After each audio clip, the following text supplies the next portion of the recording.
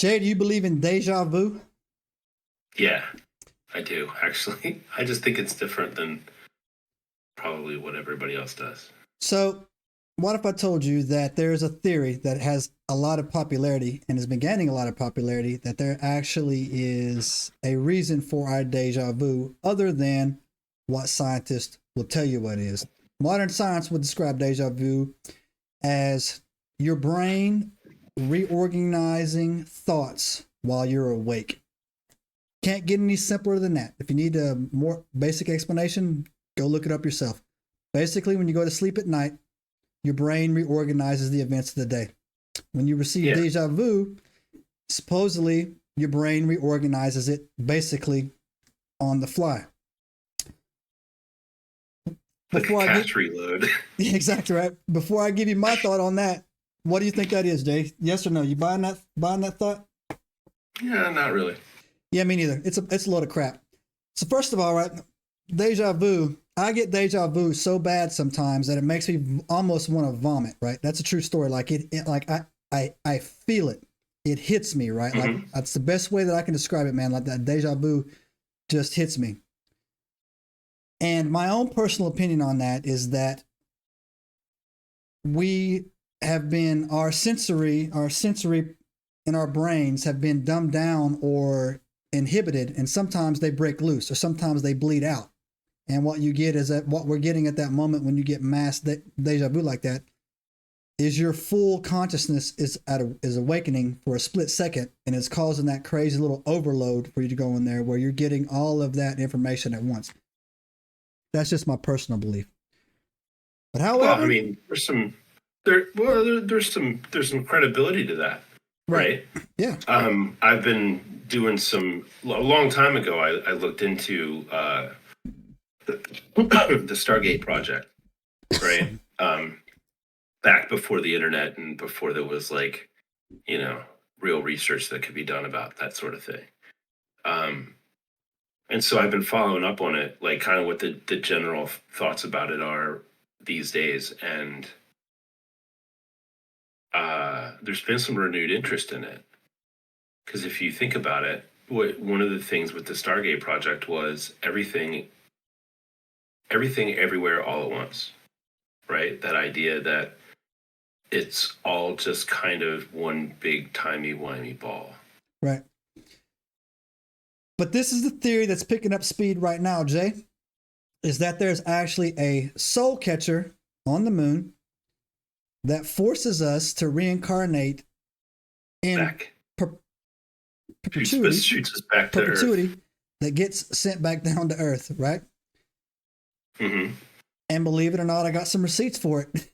So believe it or not, I got some receipts for it from two sources, right? I got some receipts and I stopped looking. So, anyways, the basic theory goes is Jay, this is very Draco reptilian, Very thorough. That's very very, thorough. very galactic super squad, whatever gets into it.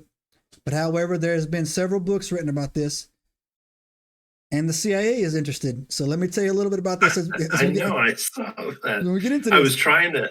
I was trying to find the like the CIA docs on it, Yeah. and yeah, So, anyways, I haven't. the thread I'm going to pull on actually starts in. I was unaware of this theory, right? But I actually love this theory. I was unaware of it. That there is a device on the moon that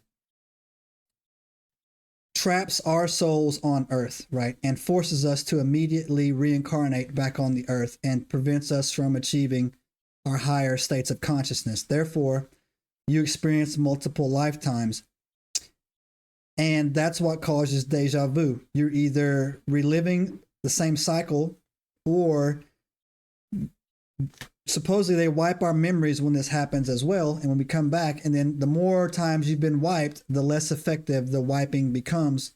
Basically, your hard drive doesn't get defragged properly, and you keep returning to Earth. And that's why you're having these lucid moments. Basically, that's a good word for a lucid moment that you keep having. I made a post on my Instagram channel that took off That was in relation to the Roswell incident, Jay. The Roswell incident around July 1947. Mm-hmm.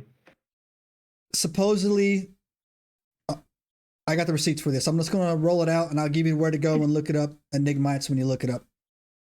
If you don't know about Roswell, you need to leave my channel. It's not the channel for you, man. Like this is like if you're not paying attention if you don't know about Roswell. That's number one, right?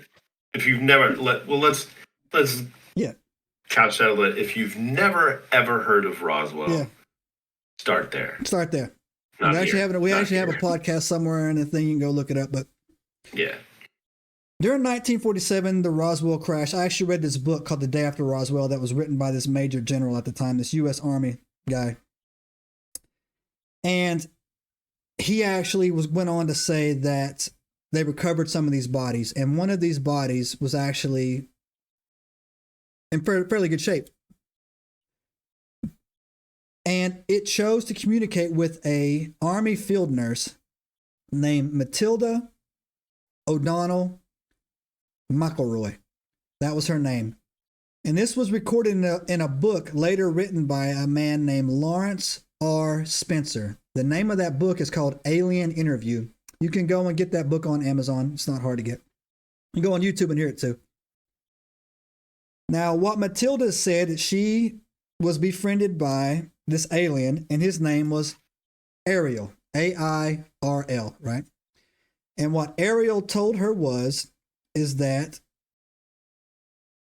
he had to speak telepathically with her. For all you smart mouths out there saying, oh, he must have spoke English. Yeah, obviously, it was non-verbal communication via telepathy is how we spoke, right? Right, spoke into her head. Spoke into her head, right? And Ariel told her, they became friends. Ariel told her that we're on a prison planet and that we're not allowed to leave, right? And that human souls are trapped, and through a system of permanent reincarnation and memory erasure, our souls, which is what makes us, what makes you who you are, is your soul, right? You can lose an arm, a leg, an eye, and still be yourself, right? But our soul is what makes us. But our souls are sent back to reincarnate with the memory taken away, right? Over and over and over again. And he referred to us as something called an IBES, I-B-E-S or whatever, right? And so I threw that up there just on a whim on my Instagram channel, and it went crazy, right? A lot of people had a comment on it. A lot of people came back and they were like saying, oh, this makes perfect sense. And I'm like, really? It makes perfect sense, blah, blah, blah, this, that, and the other. Subscribe now and turn on the notifications to join us on this extraordinary journey into the unknown.